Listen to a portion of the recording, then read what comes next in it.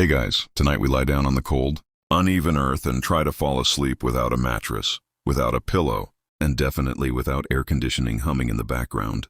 The ground presses into your ribs. A pebble finds the exact wrong spot under your hip, and somewhere nearby something rustles in the dark. You shift, you sigh, and you realize pretty quickly, you probably won't survive this, at least not comfortably. So before you get comfortable, take a moment to like the video and subscribe, but only if you genuinely enjoy what I do here. And while you're settling in, let me know in the comments where you're listening from and what your local time is right now. I always love seeing how many different corners of the world gather here at night. Now, dim the lights, maybe turn on a fan for that soft background hum, and let's ease into tonight's journey together. You lower yourself carefully onto the earth. No bed frame creaks beneath you. No memory foam hugs your spine. Just soil, cool, slightly damp, and faintly gritty. This is where most humans begin their nightly ritual for tens of thousands of years. Long before carpenters, long before mattresses stuffed with cotton, long before someone decided that 8 hours straight was the ideal, you sleep like this, close to the ground, under open sky or beneath a rough shelter of branches and hides. The earliest evidence of constructed sleeping areas dates back roughly 200,000 years. Archaeologists have uncovered plant bedding in caves in South Africa, layered deliberately with grass and aromatic leaves.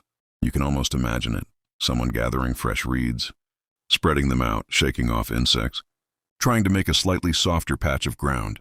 It's not luxury, it's survival. The mainstream historical fact here is simple. Early Homo sapiens did create bedding, but it was basic, biodegradable, and temporary. You remake your bed often because it rots, flattens, or becomes home to things with too many legs. You lie on your side, knees tucked in.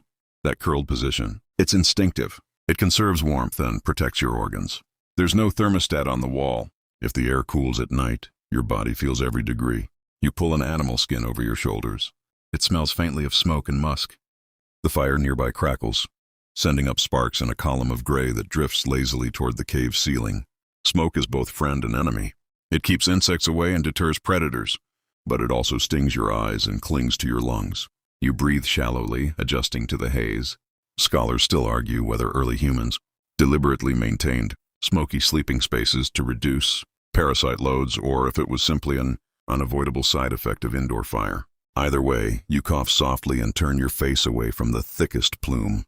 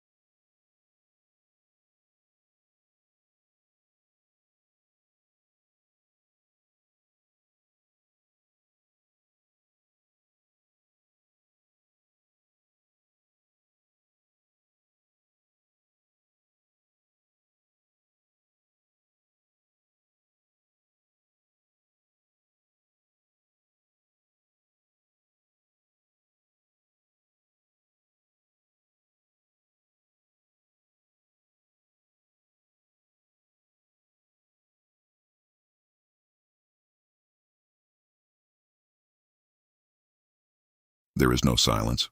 Wind brushes past the entrance. Somewhere far off, an animal calls out.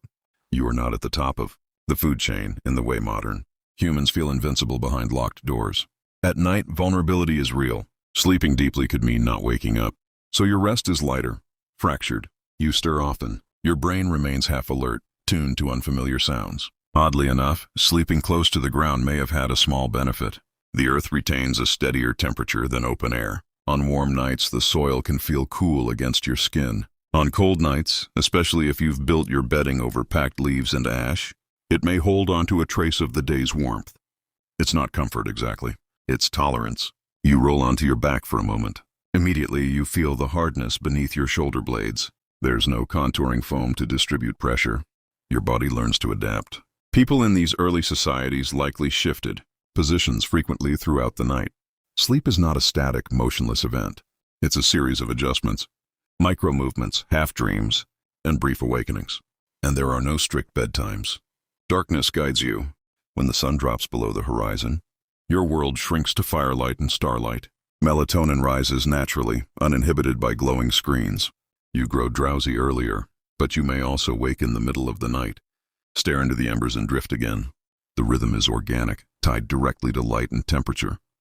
You notice the ground's subtle slope. Your head tilts slightly downward. Without a pillow, your neck finds its own compromise. In some early cultures, a small stone or bundled cloth might serve as a crude headrest, but mostly you use your arm. It goes numb after a while. You pull it free and tuck it under your chest instead.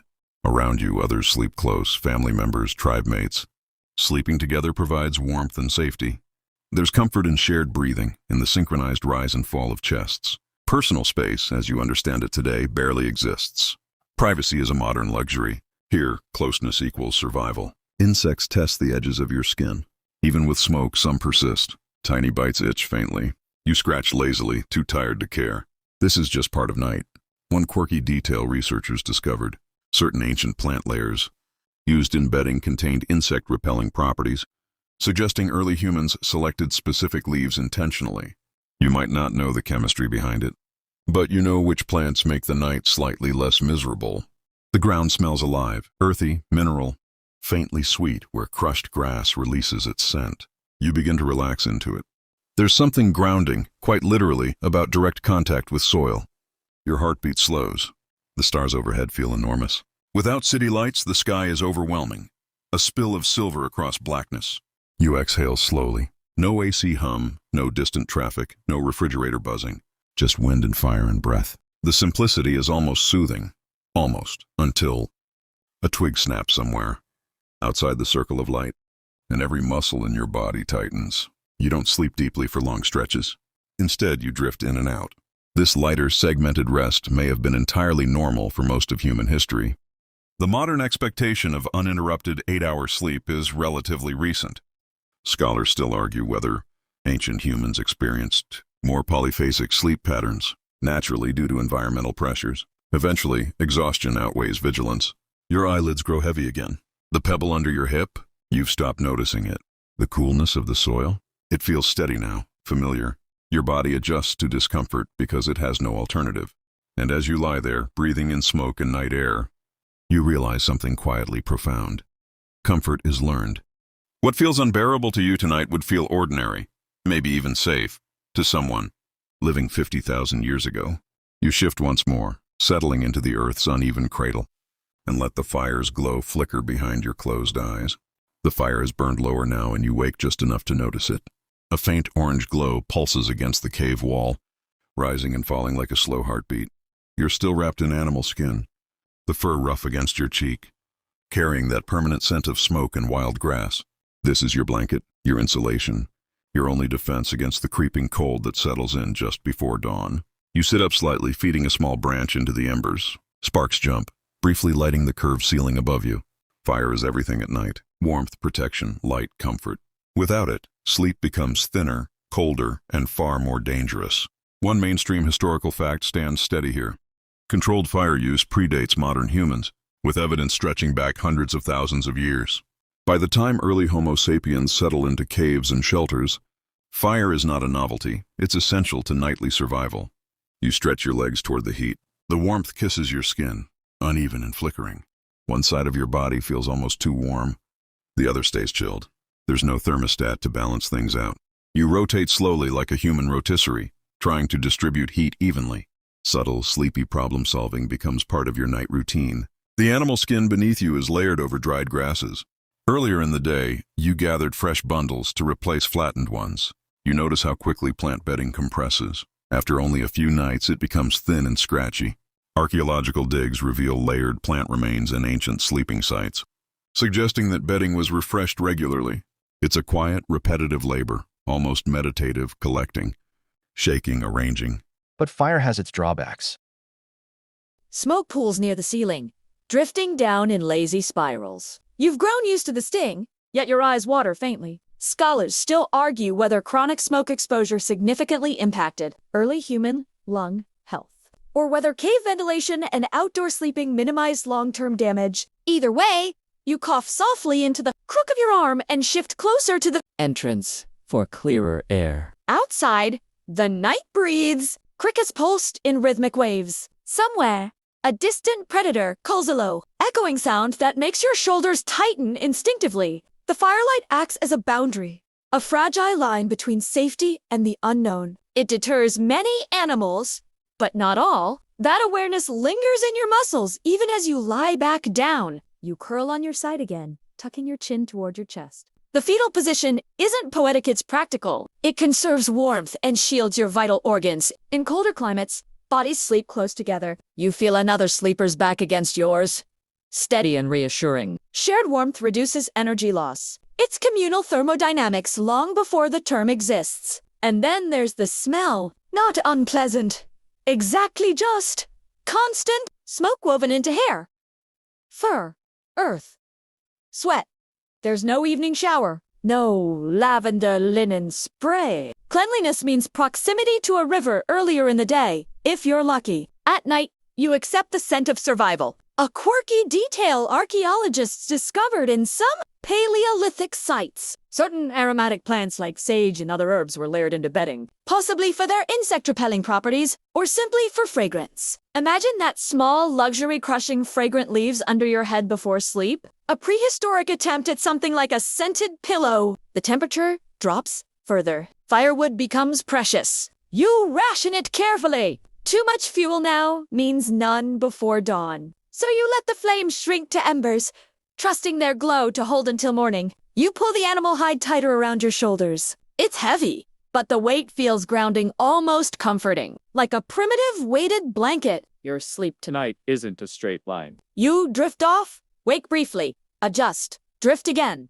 There's evidence suggesting that early humans may have experienced more segmented sleep, partly due to environmental factors like cold, noise, and the need to maintain fire. Continuous, uninterrupted sleep becomes common much later. When secure dwellings reduce nighttime vigilance, you turn onto your back, staring up at faint stars visible through the cave's entrance. The sky looks impossibly vast without city lights. It's humbling. Sleep under open sky carries both wonder and risk. In some regions, early humans build simple windbreaks branches leaned together, covered in hides to block harsh gusts. Even minimal shelter changes the texture of rest. Wind no longer slices directly across your skin. Your arm grows numb beneath your head again.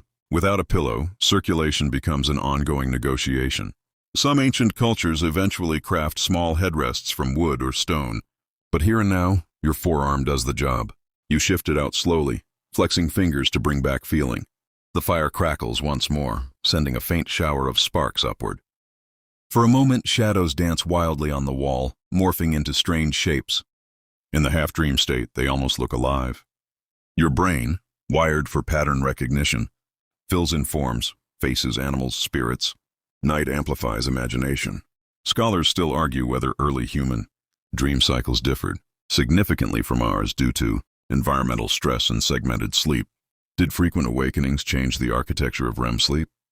It's difficult to know, but you sense your dreams tonight are lighter, closer to the surface, easily broken by sound. You hear movement beyond the firelight again. This time it's only wind pushing through tall grass. Still, your pulse quickens briefly before settling. Nighttime vigilance may have shaped human cognition itself. Sleeping lightly, listening for threats, waking at small disturbances. These habits embed deeply over generations. As the hours stretch on, the embers dim to a soft red glow.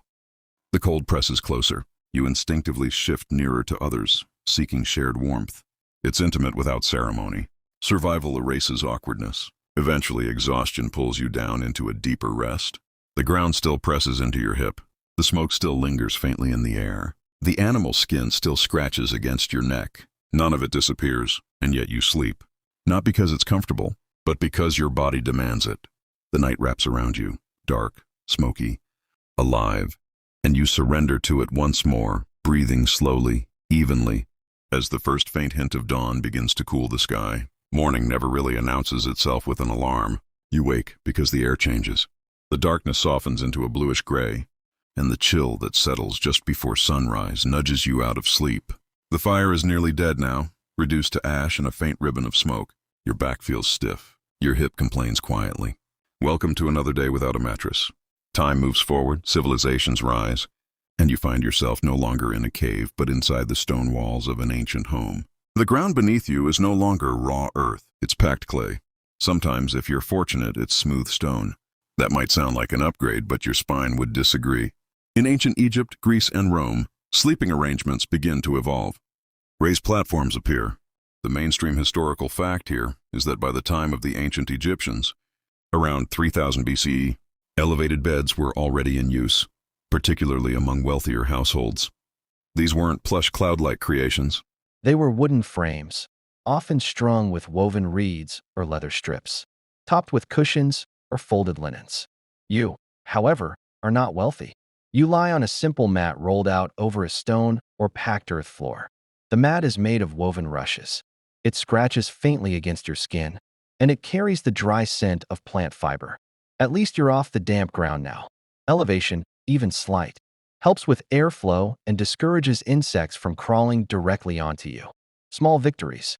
The stone beneath the mat holds onto the day's heat for a while after sunset. In warmer climates, that can be comforting. In colder months, it becomes an unyielding slab of chill. You shift again, trying to find a softer angle. Your shoulder meets resistance. Your lower back arches awkwardly. Homes at this time are multipurpose spaces. The room you sleep in during the night might serve as a workspace by day. Privacy remains rare. In Roman homes, especially modest ones, entire families often sleep in the same room. The idea of a dedicated bedroom is a luxury. You glance around. Oil lamps flicker faintly, casting golden halos on plaster walls. Their smoke leaves dark stains over time. Ventilation is limited. The scent of olive oil lingers faintly in the air.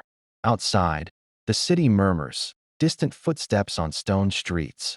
The occasional call of a night watchman.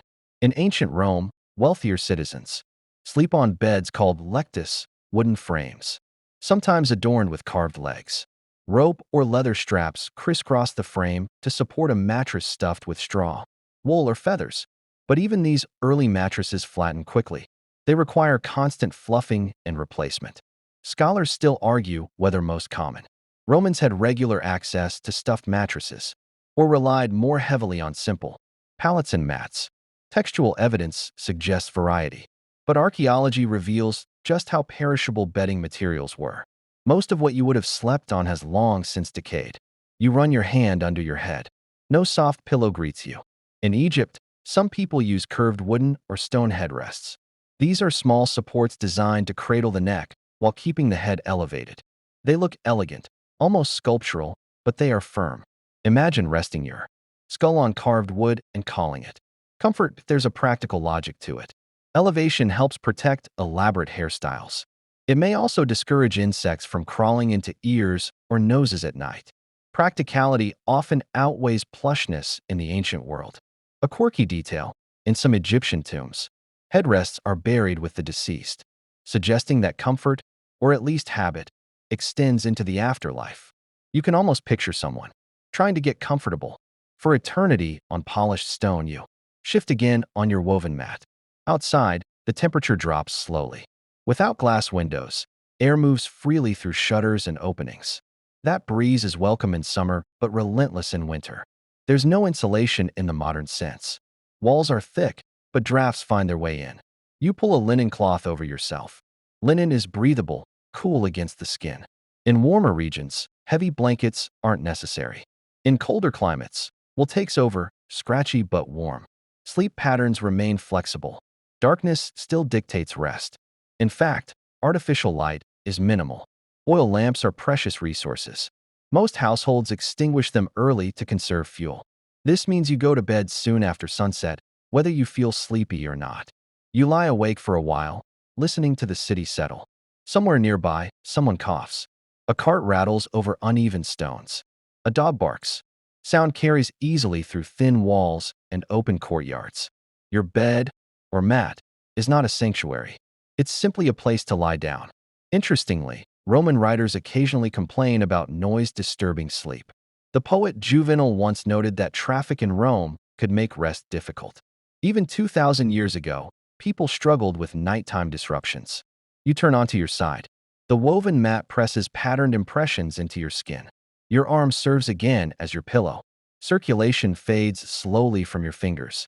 Scholars still argue whether sleep quality significantly improved with raised beds or if the difference was more symbolic than practical. Being off the ground may have felt prestigious, but it didn't necessarily mean deep, uninterrupted rest. The oil lamp sputters once, then goes out. Darkness deepens instantly. No soft LED glow remains. Your world shrinks to blackness and breath. In this quiet, you begin to relax despite the firmness beneath you. Human bodies adapt remarkably well. Muscles loosen. Thoughts drift. The stone no longer feels hostile, just present. And as you lie there on your thin mat in an ancient stone home, you realize something subtle. Comfort is still relative. Compared to bare earth, this woven surface feels like progress. Compared to your modern mattress, it feels like penance. You close your eyes anyway, because no matter the century, eventually, sleep wins. You wake to the faint hum of a city already stirring. The stone floor beneath your mat has stolen most of the warmth from your body, and your shoulder feels stiff from serving as its own pillow all night. Time shifts again, and now you find yourself inside a modest Roman home, not the marble palace of a senator, but the cramped apartment of an ordinary citizen. The room is dim, lit only by thin morning light slipping through a narrow opening. You slept not in a private chamber, but in a shared space that transforms with the hour. By day, it is living area, workspace, dining spot. By night, it becomes a dormitory. You rise from a low wooden frame, your first true bed, if you're lucky enough to have one. It's called a lectus. The mainstream historical fact here is that Roman beds were typically wooden frames, laced with rope or leather straps to create a supportive base. On top sits a sack-like mattress filled with straw, wool, or sometimes feathers if you have wealth to spare. You press your palm against the mattress. It's uneven. The stuffing has shifted into clumps over time, forming ridges and hollows. There's no inner spring system to redistribute weight. No memory foam to conform to your spine. You lie down again briefly, just to feel it. The ropes beneath creak faintly. They sag in the middle. You shift onto your side. The mattress compresses, but not evenly. One hip sinks deeper than the other. You adjust the stuffing with your hands, fluffing the wool inside. This is part of your nightly ritual, redistributing the fill so that your body doesn't rest entirely in a valley of straw. Privacy remains a fantasy. Other family members lie only a few feet away. A child turns in their sleep, murmuring softly. Someone snores, a low, persistent rumble. There are no walls dividing personal space. Roman homes, especially in crowded cities like Rome itself, often prioritize utility over comfort. In fact, scholars still argue whether most lower-class Romans even owned permanent beds or relied more commonly on simple pallets rolled out at night. Archaeological remains of actual mattresses are scarce because organic materials decay. What we know comes from literature, artwork, and surviving bed frames. You sit up and glance at the headrest. If you're fortunate, there's a small cushion beneath your head, stuffed with wool. If not, you use a rolled tunic. In wealthier homes, pillows become more common, sometimes embroidered or dyed. But even these are relatively firm by modern standards. A quirky detail from Roman sources. Some elites reportedly stuffed mattresses with rose petals for fragrance. It sounds luxurious, almost decadent. Yet imagine the reality. Petals wilt quickly. The scent fades. And unless replaced constantly, the mattress would simply smell floral and stale. You stretch your arms overhead. The rope lattice beneath the mattress requires periodic tightening. Over time, it loosens, creating a sagging center that can strain your back. Household manuals from later periods even describe techniques for relacing bed supports to maintain firmness. The window is open, just a shutter, really. Air flows in freely. In summer, that breeze is welcome. In winter, it chills the room relentlessly. There's no insulation layer, no glass to trap heat. At night, the cold settles heavily. You lie back down for a moment, observing how the early morning light hits the ceiling. Oil lamps are expensive to keep burning all night, so darkness dominates after sunset. That means your sleep begins early. You often wake before dawn naturally. Interestingly, Roman culture includes afternoon rest periods as well. While not universal, midday naps are common in hotter climates. Sleep, in this era, is more flexible, shaped by environment rather than rigid work schedules. Bedbugs, unfortunately, are also companions. The Roman poet Martial even complains about them in his writings. These tiny nocturnal pests thrive in crevices of wooden frames and woven cords. You may not see them, but you feel the faint itch of a bite on your forearm. Scholars still argue how widespread infestations were in ancient urban centers. But given dense living conditions and organic bedding materials, it's reasonable to assume they were common. You scratch lazily and try not to think about it. Above you, the ceiling beams creak as someone moves upstairs. Insulae, Roman apartment buildings, can be unstable and noisy. Sleep is rarely uninterrupted. You close your eyes again, imagining what true silence might feel like. Yet even in this bustle, your body finds a way to rest. Humans are adaptable. The firmness of the bed no longer shocks you. The lack of AC doesn't seem strange because the concept doesn't exist. On hotter nights, you might sleep without covers entirely, letting air circulate freely over your skin. In extreme heat, people sometimes move sleeping mats to rooftops for cooler air. The city skyline under starlight becomes your bedroom ceiling. There's a strange intimacy in communal sleeping. You hear breathing patterns. You sense movement. It creates a shared rhythm. Comfort is not softness, it's familiarity. The mattress shifts again as you turn onto your back. The rope base presses subtly upward. Your spine adjusts. Muscles relax gradually despite imperfections. You realize something as you lie there. This bed, creaky and uneven, represents progress. You are elevated from the ground. You are shielded from direct dampness. There is structure beneath you. And yet, by modern standards, you would call this primitive. You exhale slowly, listening to the distant murmur of Roman streets coming alive. The sun climbs higher. Another night survived, not in plush comfort, but in something that passes, for this era, as a bed. And soon enough, you'll find out just how much rougher things become when castles replace stone apartments. You blink, and the marble columns of Rome dissolve into rough-hewn beams and damp stone walls. The air grows colder, thicker. You are no longer in a tidy urban dwelling but inside a medieval structure, perhaps a peasant's cottage, perhaps the echoing hall of a drafty castle. Either way, comfort takes a noticeable step backward. You lie on a mattress stuffed with straw, not neatly packed wool, not fragrant rose petals, just straw, dry, brittle, and faintly prickly. It rustles loudly whenever you move. The ticking, the outer fabric sac that contains it, is coarse linen. Over time, sharp ends poke through. The mainstream historical fact here is simple. Throughout much of medieval Europe, mattresses, if people had them, were typically filled with straw or chaff. Wealthier households might use feather beds, but the majority of the population relied on what was abundant and cheap. Straw compresses quickly. It must be replaced often. If not, it becomes lumpy, dusty, and home to very small roommates. You shift onto your side and feel one of those lumps pressing into your ribs. You reach down and try to redistribute the filling, shoving it around inside the sack. It helps, but only slightly. The bed frame beneath, if you have one, is wooden and sturdy but unpolished. In a castle, it might be elevated high above the stone floor to avoid drafts. In a cottage, it may be little more than a wooden platform or even just a pile of straw in the corner. The room is darker than Roman homes were. Windows are small slits, sometimes covered with shutters or cloth. Glass exists but is rare and expensive. Cold air creeps in through every crack. You pull a wool blanket over your shoulders. It's thick and heavy but scratchy. Wool holds warmth well, but it also holds scent and moisture. There is no nightly washing routine. Clean linens are a luxury rotated sparingly. And then there are the drafts.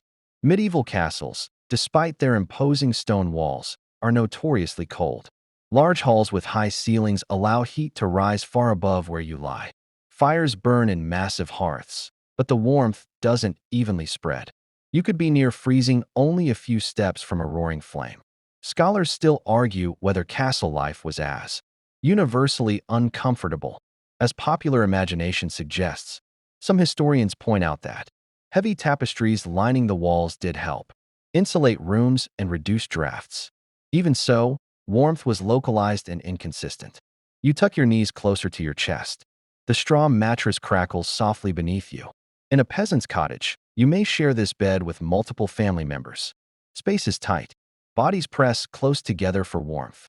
Privacy, once again, is non-existent. In fact, medieval households often practiced communal sleeping as a norm. Children, parents, sometimes even servants shared the same sleeping space. The concept of separate bedrooms emerges slowly and primarily among the elite. You glance upward. If you're in a castle, you may lie beneath a canopy. Bed, a grand wooden structure with curtains, hanging on all sides. It looks luxurious, almost regal. But the curtains serve a practical purpose. They trap heat around the sleeper, creating a small insulated pocket of warmth within a vast cold chamber. A quirky detail. Some medieval people believed sleeping in a fully horizontal position was unhealthy, even dangerous. Certain medical theories suggested that lying completely flat could lead to poor digestion or even resemble the posture of the dead. As a result, some individuals slept slightly propped up, using bolsters or stacked bedding to elevate their upper bodies.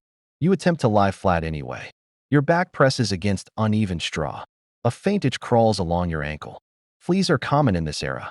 They thrive in straw bedding and among animals that often share indoor spaces.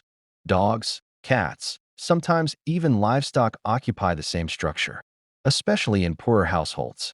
You scratch absent-mindedly and shift again. The mattress dips in the center. Bed frames creak loudly with every movement. Silence at night is rare. Wood pops as it cools. Wind whistles faintly through gaps in the walls. Interestingly, many medieval people followed a segmented sleep pattern. Historical documents from the period reference first sleep and second sleep, with a waking interval in between. You might fall asleep shortly after dusk. Wake around midnight. Spend an hour or so in quiet reflection, prayer, or conversation, and then drift into a second stretch of rest. Scholars still argue whether this biphasic sleep pattern was universal or varied by region and season, but written records suggest it was common enough to be casually referenced. You roll onto your stomach briefly, seeking relief from the uneven surface. It doesn't help much. The straw shifts and pokes. In wealthier homes, feather beds offer greater softness. Layers of down create a sinking sensation not entirely unlike modern mattresses. Yet, even feather beds require constant fluffing and can become overly warm. And cleanliness remains an issue. Washing feathers is not simple. The air in the room smells faintly of smoke and damp stone. Candles flicker low. Tallow candles, made from animal fat, produce a distinctive scent. They're not left burning all night unless necessary. You exhale slowly, watching your breath cloud faintly in the cold air. There's no central heating. Winter nights can be brutal. And yet, despite discomfort, you grow accustomed to it. The straw no longer feels shocking, just present. The scratch of wool becomes background texture. The shared warmth of others creates a kind of cocoon against the chill. You think about how far you've come from sleeping directly on earth. Elevated beds, stuffed sacks, curtains to trap warmth. Each innovation inches toward comfort, even if it still falls far short of what you know. You close your eyes again, aware that you may wake in a few hours. For that quiet midnight interval before, drifting into second sleep, the medieval night wraps around you, cold, drafty, alive with tiny movements, and you surrender to it, one uneven breath at a time.